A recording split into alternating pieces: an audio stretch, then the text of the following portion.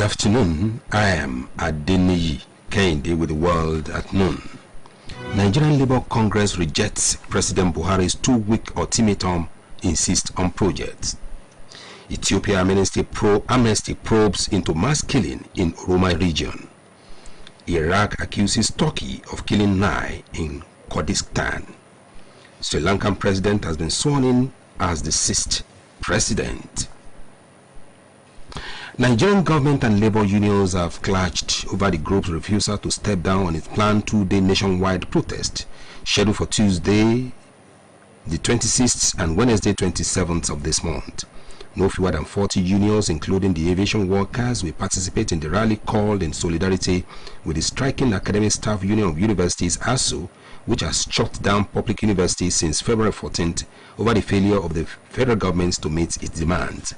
The Minister of Information and Culture, Mr. Lai Mohammed, disclosed that the protest is illegal since the Nigerian Labour Congress has no pending disputes with the government, but the Congress resorted that it will go on with the protest, saying the freedom to protest is guaranteed by the Nigerian Constitution. It will be recalled that the ASU had embarked on 1-month warning strike in February 14th to press home its demand for the implementation of the October 2009 ASU Federal Government Agreement. In May, the ASU President, Comrade Emmanuel Osokede, announced the extension of the 3-month prolonged strike by an additional 3 months. Minister of Labour and Employment, Dr. Chris Ngige, said in March that the government had paid over 90 billion naira, including 40 billion naira for hand academic allowances for the ASU and other unions, and 30 billion naira for university revitalization as part of the implementation of the agreement reached with the union in December 2020. Federal government also reconstituted a team to renegotiate the 2009 agreement it had with the varsity teachers. The team was headed by Pro-Chancellor Alex Ekwema Federal University. Rights watchdog Amnesty International has called on Ethiopian authorities to launch an impartial investigation into last month's killing of more than 400 members of an ethnic group that is a minority in the country's Oromia region. In a statement, the organization described the massacre as utter disregard for human life and existence. The violence in Tole area of Gimbi district saw farming villages populated by ethnic Amharas as the target of those that carry out the wanton killings. Stakeholders blamed the athletes' behaviors on the armed group, the Oroma Liberation Army, but authorities have also been criticized for failing to respond fast enough to the violence. Hence, the Oroma Liberation Army has denied carrying out the attacks, which it said was the handiwork of a militia group set up by the government. Officials of Amnesty International have vowed to take measures in the wake of the 2 attacks and promised to conduct investigations.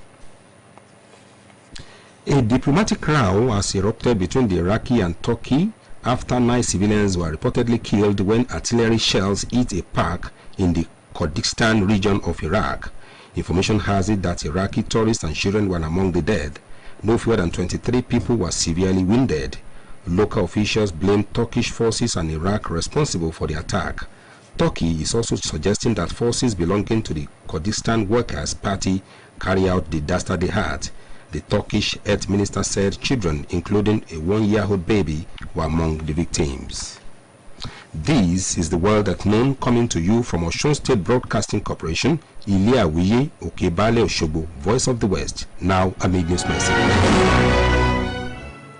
The Nigerian project can only be nurtured to success in an atmosphere free of rancor and acrimony, endeavor to promote peace in all ramifications.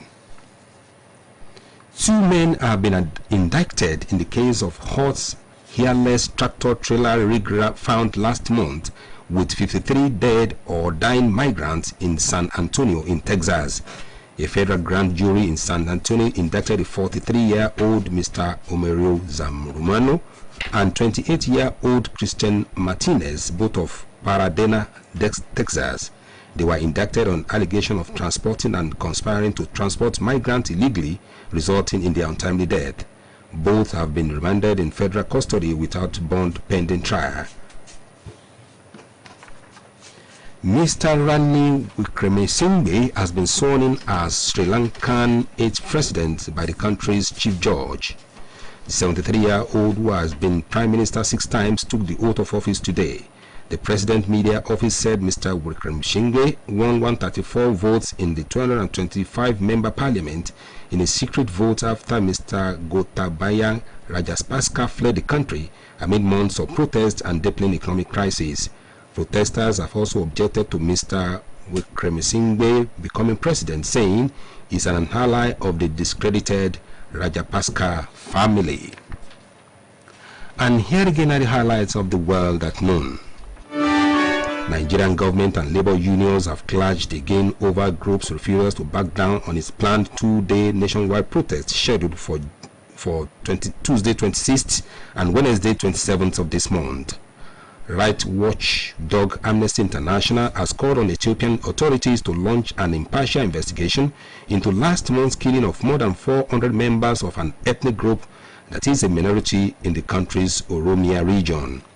A diplomatic row has erupted between Iraq and Turkey after 9 civilians were reportedly killed when artillery shells hit a park in the Kurdistan region of Iraq.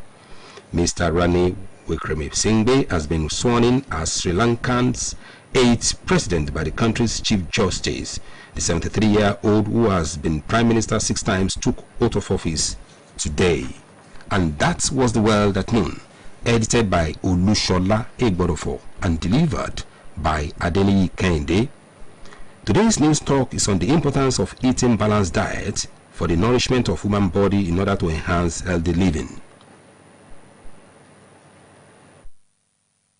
All is changing rapidly by the day as a result of modern technology and scientific findings, as well as breakthrough. For instance, in the medical field, several research findings now revealed the importance and impacts of eating appropriate foods in balanced diets, in particular on the health status of the people. The food we eat supply human body the energy needed to keep the human body chemistry active throughout the day. Man also requires nutrients for growth too. Man also requires nutrients for growth and repair, thereby keeping him to stay strong and healthy, as well as prevent diet-related illnesses. Medical research indicates that when nutrient intake does not regularly meet the required needs of the cell activities in the human body chemistry, hence the metabolic processes slow down or even stop outrightly. To this end, instead of seeing food as the likely enemy, an average individual should look at food as a way to improving their health status and reduce diseases by helping the body metabolism. Many are oblivious of the fact that the food people of various backgrounds eat supply human body the information and materials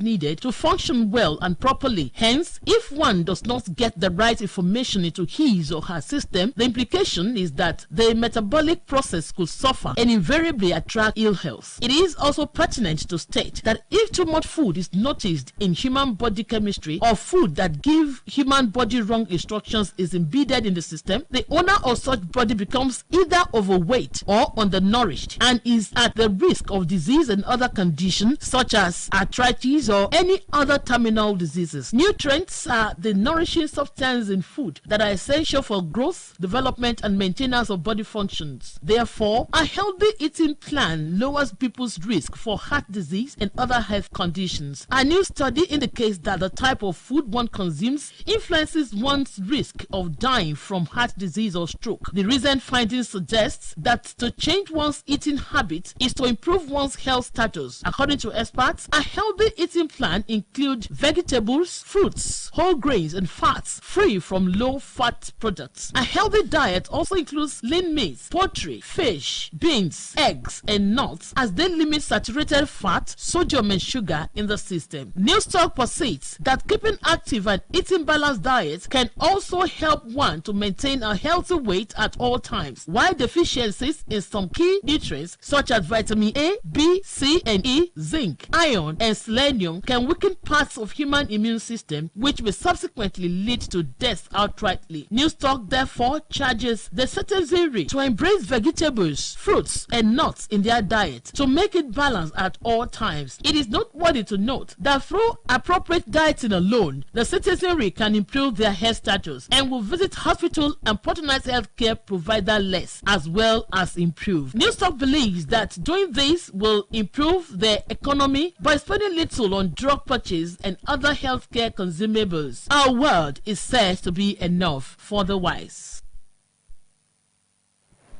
That news talk emphasized the need for balanced diet intake for the enhancement of human body chemistry.